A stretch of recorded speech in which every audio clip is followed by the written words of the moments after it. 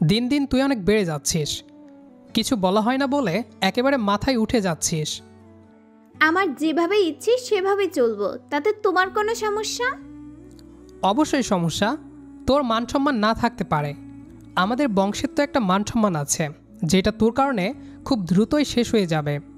আর আমি ইরফান বেঁচে থাকতে সেটা কখনোই হবে না। দেখো, বড় হয়েছো বলে তুমি যা ইচ্ছে তাই করতে পারো না। আমার নিজেরও তো একটা স্বাধীনতা বলতে কিছু আছে। তোর স্বাধীনতায় আমি বাধা দেইনি, কিন্তু এটাকে স্বাধীনতা বললে ভুল হবে, কারণ তুই যেটা করছিস সেটা নোংরামি ছাড়া আর কিছু না। Mind your language. নোংরামো মানে কি? ছেলে ফ্রেন্ডের সাথে কথা বললে কি মানুষ নোংরা হয়ে যায়? না, আর তুই তো শুধু কথা বলছিস না, গায়ে একেবারে ডলে পড়ছিস। আর যাই হোক, একটা ভদ্রঘরের মেয়ে কখনো এইসব করে না। আমারও তো মেয়ে ফ্রেন্ড আছে, কই আমি তো তোর মতো এভাবে ডলাডলি করি না, কিংবা ওরাও করে না। তোর সাহস কি করে হয় এমন করার? আর এখানেই বা কেন এসেছিস? কলেজ শেষ, তাই ফুচকা খেতে এসেছি। জীবনে কি ফুচকা কম খেয়েছিস? ওই দিনও তো নিয়ে গেলাম। এত যদি খাওয়ার ইচ্ছে হয়েছিল বাসায় পার্সেল করে নিতে পারতি, কিংবা আমাকে ফোন করেই বলতি, আমি নিয়ে যেতাম। উফ, প্লিজ থামো। সামান্য একটা বিষয় নিয়ে তুমি অনেক বেশি বলে ফেলছো। যেভাবে কথা শোনাচ্ছ মনে হচ্ছে অনেক বড় অপরাধ করে ফেলেছি। হ্যাঁ, অবশ্যই এটা অপরাধ। রাস্তায় আর কথা না বাড়িয়ে বাড়িতে চল। তুমি যাও, রিহান আমাকে বাইকে করে দিয়ে আসবে। কি? তোর কত বড় সাহস? এভাবে একটা ছেলের বাইকে করে তুই বাড়ি যাবি? এলাকার মানুষজন দেখলে আর ইজ্জত বলতে কিছু থাকবে না। তখনই রিহান বলে উঠল, আরে ভাই, কি সমস্যা আপনার? জানা তাই বলে যাচ্ছেন। এভাবে একটা মেয়ের সাথে ডলাডলি করতে লজ্জা করে না? লজ্জা করবে কিভাবে? তোদের মতো ছেলেরা তো এসবে অনেক মজা পাস। দেখেন, মুখ সামলিয়ে কথা বলেন। আর এইভাবে তুই তোকারি করছেন কেন? তোর সাথে অযথা কথা বলার কোনো ইচ্ছে আমার নেই। তবে হ্যাঁ, ফার্স্ট অ্যান্ড লাস্ট কথা, আজকের পর থেকে তোকে যেন দিয়ার আশেপাশেও না দেখি। আপনি যা ভাবছেন তা না, আমরা just best friend. Best friend হলে কেউ এমন করে? এভাবে চিপাই চাপাই নিয়ে আসে? বন্ধু বন্ধুর জায়গা থেকে কথাবার্তা বলবে। এভাবে ঘোরাঘুরি করে লোকজনকে দেখিয়ে বদনাম রটাতে চাচ্ছিস? তা তো হবে না। যেটা বললাম ওইটা মাথায় রাখিস। দিয়া চল। আমি বললাম তো আমি রিহানের সাথে যাব, তুমি প্লিজ যাও। আরেকবার এই কথা উচ্চারণ করলে আমার থেকে খারাপ আর কেউ হবে না। কেন, কি করবে? আমি বলেছি যখন রিহানের সাথে যাব মানে ওর সাথেই যাব। আমি জোরে একটা থাপ্পড় দিলাম দিয়ার গালে। তোর সাহস কত আমার মুখে মুখে কথা বলিস? নষ্টমী করার ইচ্ছে থাকলে বাড়ি থেকে একেবারে বেরিয়ে কর। অসভ্য মেয়ে একটা, বিন্দুমাত্র লজ্জা শরম নেই। থাকলে কি আর এমন করতে? আজকে এখানে এসেছিস, কালকে হয়তো আমার মুখেও বাজছে বলতে। হে ছেলে, তোকে যেটা বলেছি সেটা যেন মাথায় থাকে, নয়তো এর ফল খুব খারাপ হবে। এই বলে আমি দিয়ার হাত ধরে গাড়িতে উঠালাম। সে আসতে চাইল না, কিন্তু আমি জোর করেই তুললাম। তারপর সোজা বাড়িতে চললাম। গাড়িতে সে অনেক চিল্লাচিল্লি করেছে, কিন্তু আমি সেদিকে পাত্তা দিলাম না। বাড়িতে এসে হাত ধরে ভেতরে নিয়ে আসলাম। তারপর একটা ধাক্কা দিয়ে সোফাতে ফেললাম। এমন কাণ্ডে সবাই তাকিয়ে আছে, সবাই বলাবলি করছে কি হয়েছে। আমি কর্কশ গলায় বলে উঠলাম, আমি আগেই বলেছিলাম ওকে লাই না দিতে। লাই পেতে পেতে একদম মাথায় উঠে গিয়েছে, যা না তাই করে বেড়াচ্ছে। তখনই চাচি মানে দিয়ার আম্মু এসে বলতে লাগলো, কি হয়েছে ইরফান? কি করেছে দিয়া? কি করে নাই তাই বলো চাচি? তোমার এই মেয়ে এই বাড়ির মান সম্মান নষ্ট করেই ছাড়বে। আহা, কি হয়েছেটা কি বলবি তো? সেসব জেনে তোমাদের কোনো কাজ নেই। তবে হ্যাঁ, কান খুলে শুনে রাখো সবাই, আজকের পর থেকে ও কলেজে কিংবা কোচিংয়ে গেলে ড্রাইভার দিয়ে গাড়ি করে পাঠাবে, আবার গাড়ি করে বাড়ি ফিরবে। আর যদি এমনটা না হয় তাহলে পড়াশোনা টোটালি বাদ দিয়ে দিব। এমন সম্মানহানি করে পড়াশোনা করার কোনো দরকার নেই। এই বলে আমি হনহন করে সিঁড়ি বেয়ে নিজের রুমে চলে এলাম। রাগে শরীর কাঁপছে।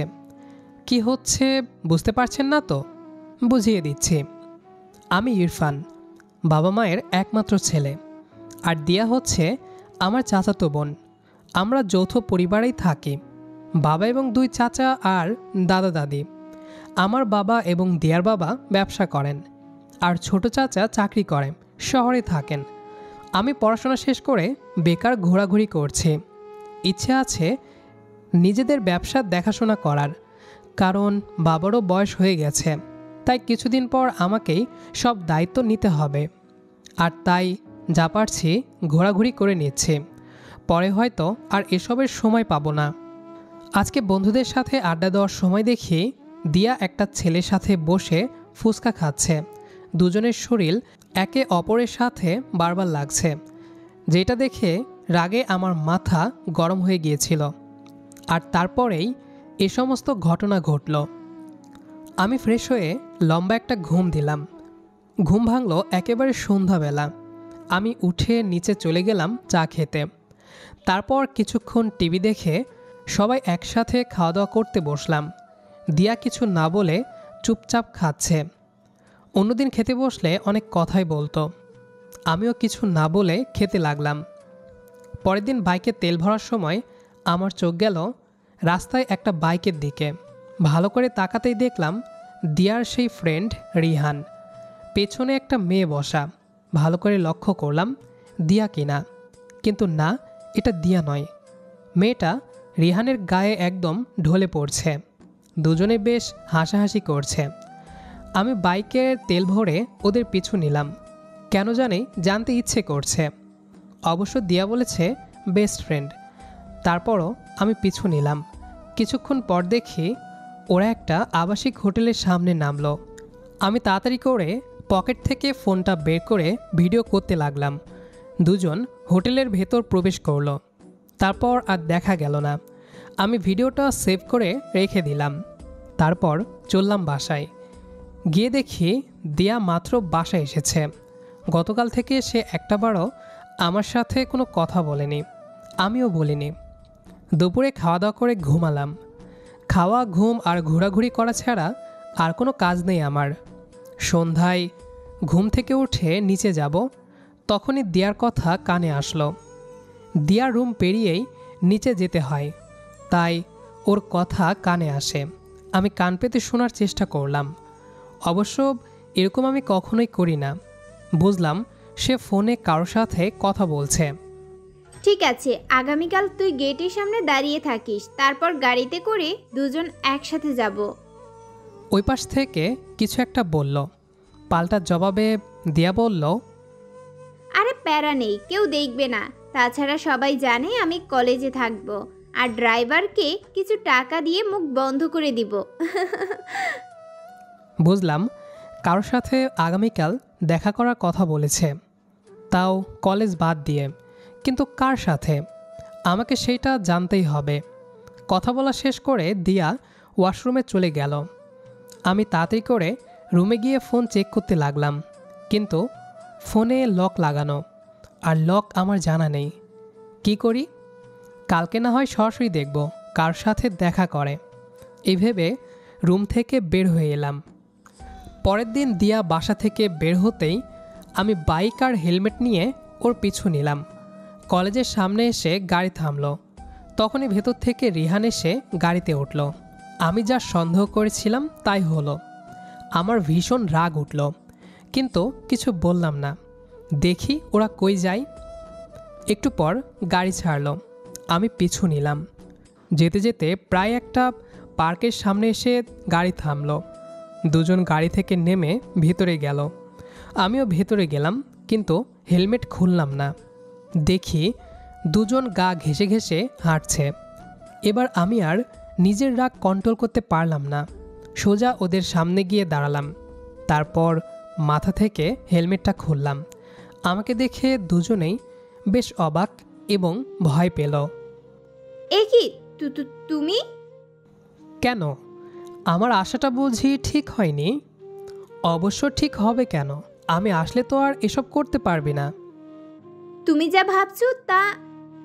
চুপ, একদম চুপ। তোর সাহস দেখে আমি দিন দিন অবাক হচ্ছি। কোথায় এসে গিয়েছে তোর সাহস?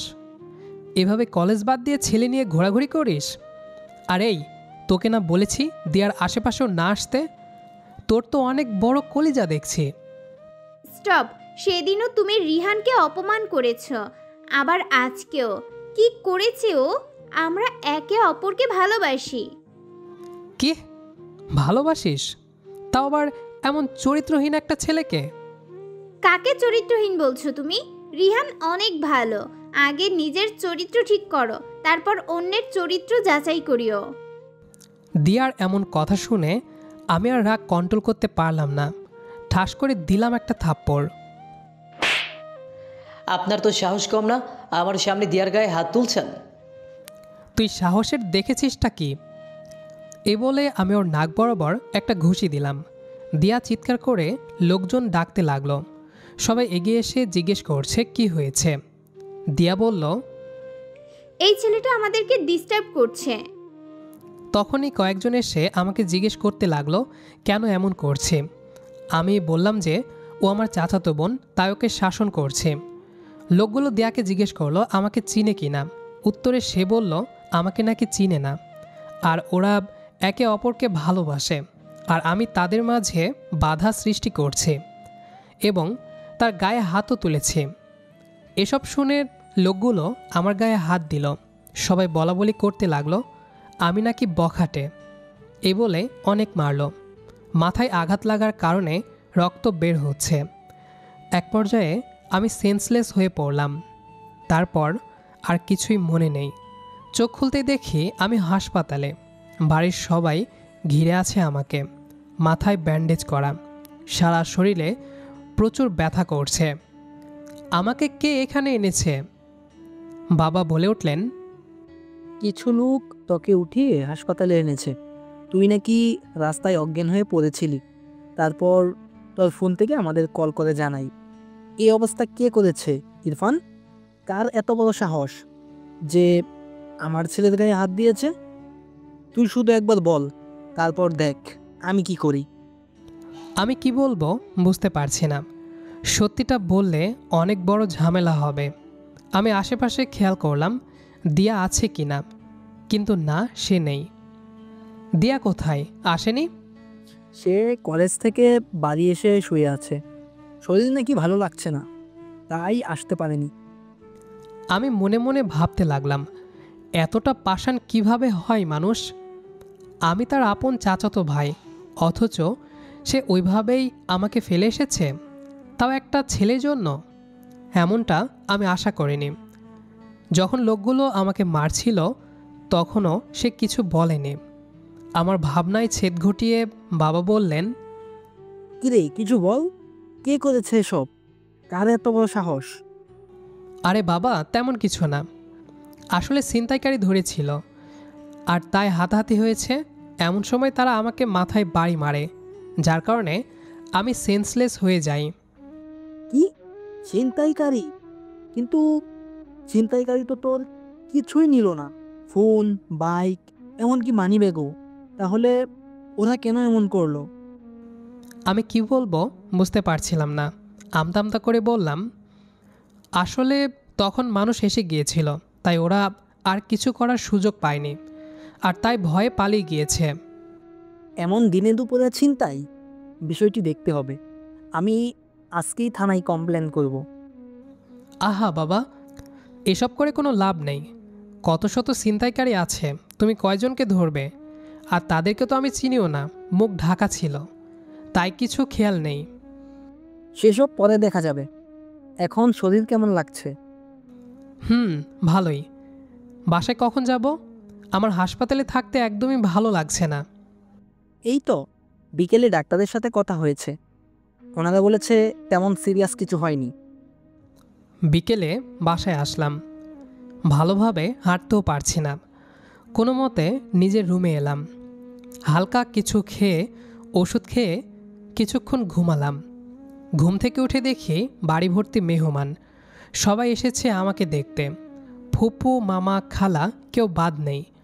সবাই এসে প্রায় কান্না করে দিবে এমন অবস্থা। আমি বললাম আমার কিছুই হয়নি। ড্রয়িং রুমে বসে সবার সাথে কথা বলছি। এমন সময় খেয়াল করলাম দিয়া সিঁড়ি বেয়ে নিচে নামছে আমার দিকে তাকিয়ে। আমি সেদিকে নজর দিলাম না, তাকে এড়িয়ে যাওয়ার চেষ্টা করলাম। এভাবে কেটে গেল কিছুদিন। আগের থেকে অনেক সুস্থ হয়েছি, এখন হাঁটতে পারি, কিন্তু মাথাটা এখনও সেরে ওঠেনি। মাঝে মাঝে চিনচিন ব্যথা করে। রাতে বিছানায় শুয়ে ফোন টিপছি, এমন সময় দিয়া রুমে আসলো। আমি দেখেও না দেখার ভান করলাম। সে ধীরে ধীরে কাছে এসে দাঁড়ালো। তারপর কাঁপা কাঁপা স্বরে বলল, কেমন আছো? আমি কোনো জবাব দিলাম না। সে আবারও বলল, কি হলো, কিছু বলছো না যে? সেটা জেনে আপনার কি কাজ? I am sorry. প্লিজ এসব ন্যাকামি আমার সামনে করবেন না। দয়া করে আমার রুম থেকে বের হয়ে যান। আপনার সাথে কথা বলার বিন্দুমাত্র ইচ্ছে আমার নেই। দিয়া এবার ফুপিয়ে উঠল। আমি বিরক্তি নিয়ে বললাম, এভাবে নাটক করার মানে কি? আমার মাথা ধরছে এসব কান্নায়। আজকে আমার জন্য তোমার এই অবস্থা হয়েছে। ও মা, তাই নাকি? প্লিজ আমাকে ক্ষমা করে দাও, আমি আমার ভুল বুঝতে পেরেছি। এত ভালো কবে থেকে হলেন আপনি? নাকি আবারও কোনো নতুন প্ল্যানিং করছেন আমাকে মারার জন্য? আপনার প্রেমিক রিহান কেমন আছে? ভালো আছে তো? তা কবে বিয়ে করছেন? প্লিজ থামো, এসব আর বলো না। কেন বলবো না? মিথ্যা কি বললাম? আমি সবই জানি। কি জানেন? ওই দিন বাসায় আসার পর তোমার ফোন ড্রয়িং রুমে ছিল। মনে হয় হাসপাতাল থেকে কেউ এনে রেখেছে। আমি ধরে দেখি ফোনে লক নেই। তারপর এমনি একটু গ্যালারিতে যাই, আর তারপর রিহানের একটা ভিডিও আমার সামনে আসে, যেখানে সে একটা মেয়েকে নিয়ে। তারপর সে আরও বলল, তারপর এ নিয়ে রিহানের সাথে আমার ঝামেলা হয়। এক পর্যায়ে সে স্বীকার করে যে সে আমার সাথে শুধু টাইম পাস করেছে। বিশ্বাস করো, আমি সত্যি রিহানকে ভালোবেসেছিলাম, ওকে বিশ্বাস করেছিলাম। আর কাউকে ভালোবাসাটা তো দোষের কিছু না। আমি বললাম, কাউকে ভালোবাসাটা দোষ না, কিন্তু ভুল কাউকে ভালোবাসাটা দোষের। আমি জানতাম না যে রিহান এমনটা করবে।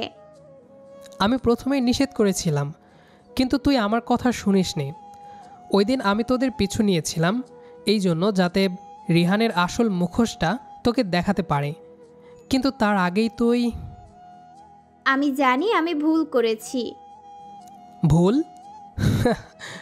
আরে, একটা কুকুরের মনেও তো দয়ামায়া আছে, আর তুই তো মানুষ ছিলি, আর তাও আমার আপন কেউ। কিভাবে পারলি ওইভাবে আমাকে ফেলে আসতে? একটাবারও কি আমার জন্য মায়া হয়নি তোর? যদি মানুষজন ধরে আমাকে হাসপাতালে না নিত, না জানি কি হতো।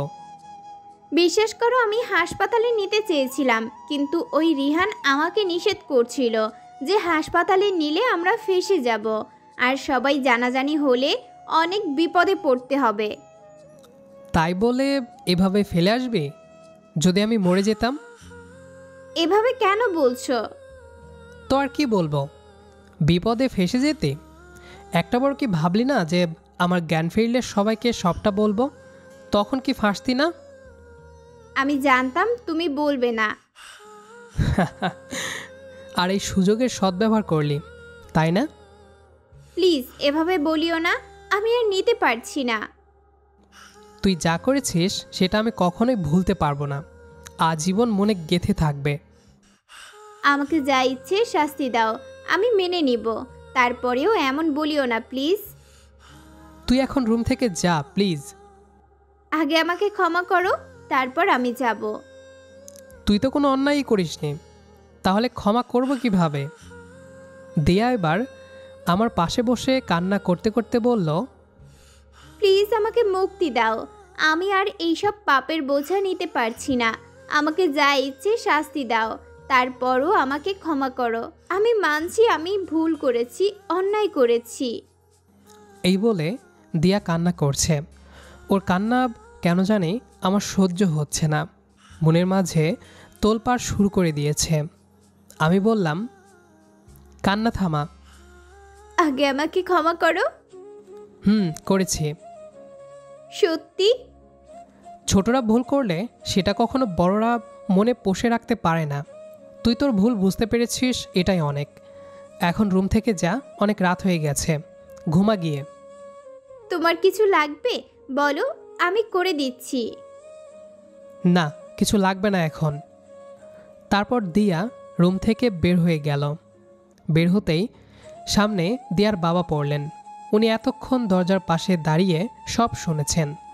রাগে ওনার চোখ লাল হয়ে গেছে। তারপরও তিনি কিছু না বলে চলে গেলেন। দিয়া ভয়ে একদম নিস্তব্ধ হয়ে গেছে। সে ভেবেছিল হয়তো গালে চড় পড়বে কিংবা এর থেকে বেশি কিছু, কিন্তু না, সেসব কিছুই হলো না।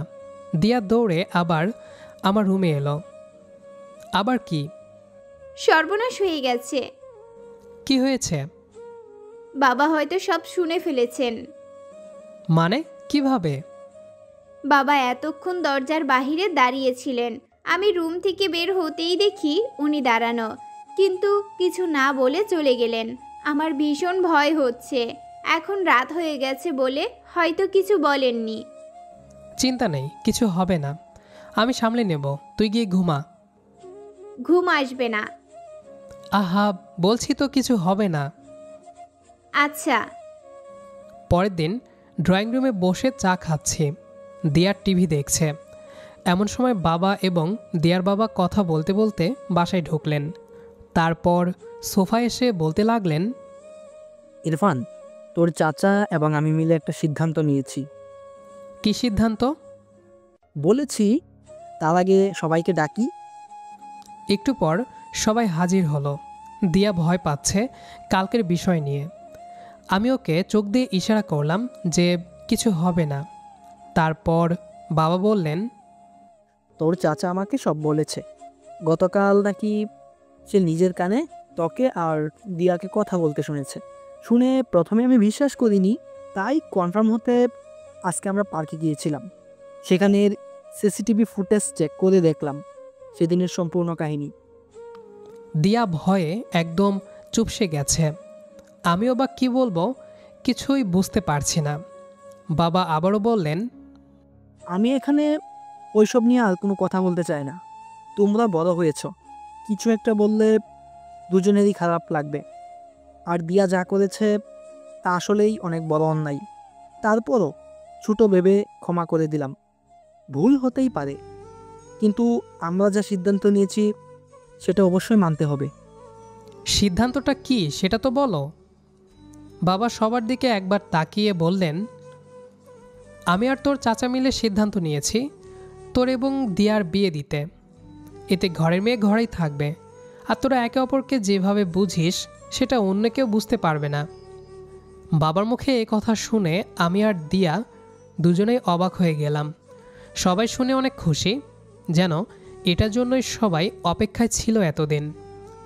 বাবা, এসব কি বলছো? যা বলেছি ঠিকই বলেছি। আমি আর কিছু শুনতে চাই না।